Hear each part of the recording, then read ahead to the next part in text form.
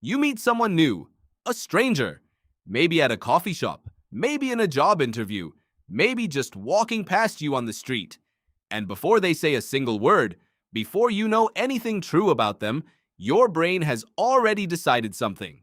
Can I trust this person? You didn't choose to ask that question.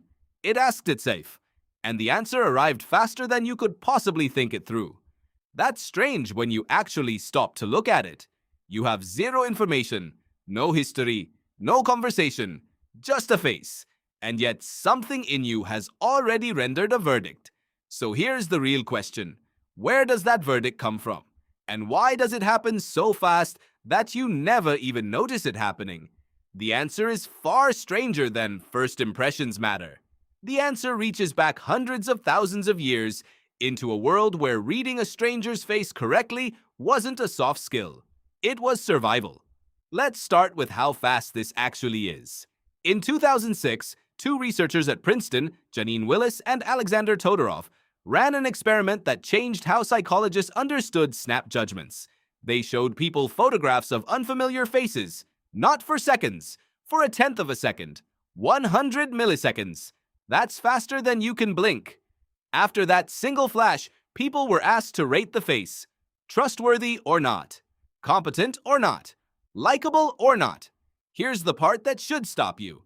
Those split-second ratings matched almost exactly with the ratings given by a different group of people who were allowed to stare at the same faces for as long as they wanted. Unlimited time. Careful consideration. And their conclusions barely changed from the people who saw the face for 1/10 of a second. Todorov put it simply afterward. Given more time, people's fundamental judgment about a face didn't change. They didn't reconsider. They just became more confident in the decision they'd already made instantly. Think about what that means. Your brain isn't gathering evidence about a stranger's character. It's pattern matching. Instantly. Against something. But against what? This is where it gets interesting, because the patterns your brain is checking against didn't come from your own personal experience. You didn't spend years building a mental database of 10,000 faces, and which ones turned out to be liars. There wasn't time. The judgment is too fast, too automatic, too universal across different people who've never met each other, to be something each person learned individually.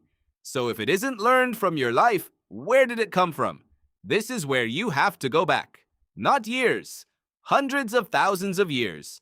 For most of human history, you didn't live in a city of strangers. You lived in a small group, maybe 20 people, maybe 60. Everyone in your world you knew. You'd watched them since childhood. You knew who shared food and who hoarded it. You knew who kept promises and who didn't. Trust wasn't a snap judgment back then. It was earned slowly, over years of shared history. But every so often, someone new appeared at the edge of camp. Someone from another group, a stranger. And in that moment, your ancestors didn't have years to figure out who this person was. They had seconds, maybe less. Because a stranger could mean an ally, a trading partner, a future mate. Or a stranger could mean a threat. Someone from a rival group, scouting, signaling danger, here to take instead of share. There was no time to gather evidence. There was no childhood of watching this person to draw on.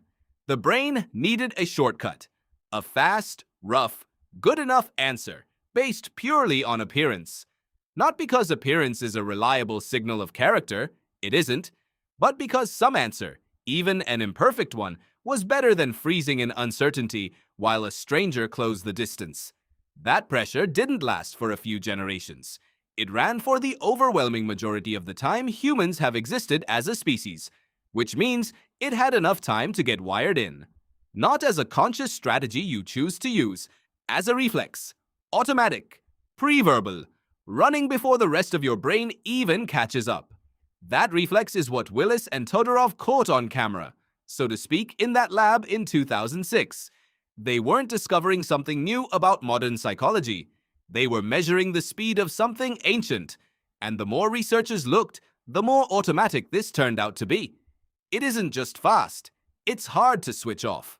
Other studies using brain imaging found that the amygdala, a small almond-shaped structure deep in the brain, heavily involved in detecting threat, lights up when people view unfamiliar faces, even when those people are told the task has nothing to do with danger.